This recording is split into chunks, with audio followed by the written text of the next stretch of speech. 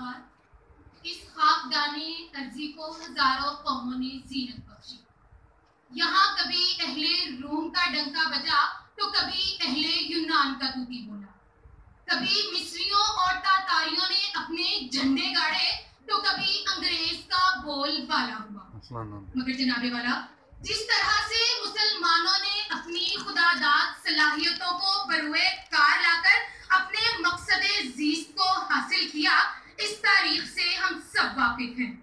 مگر علی وقار جب انہی مسلمانوں نے دیار مغرب کے چکا چوند اندھیروں سے متاثر ہو کر خود کو ذلت و رسوائی اور شکست کی عمیق گہرائیوں میں گرانے کا فیصلہ کیا تو کوئی طاقت ان کو نہ روک سکی.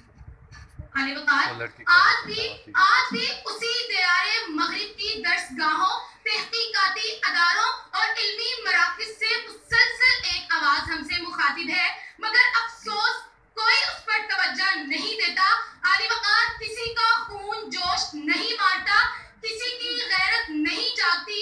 یہ آواز کہتی ہے اے مسلمانوں, اے ہمارے غلاموں, تمہارے اقبال کے دن گزر گئے, تمہارے علم کے کنویں سوکھ گئے, تمہارے اقتدار کا سورج ڈوب گیا, تمہارا حکمرانی اور سلطانی سے کیا واسطہ.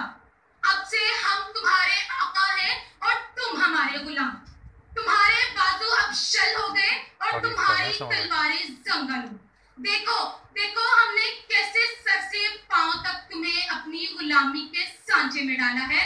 تمہیں تو اپنے جوانوں پر بڑا ناز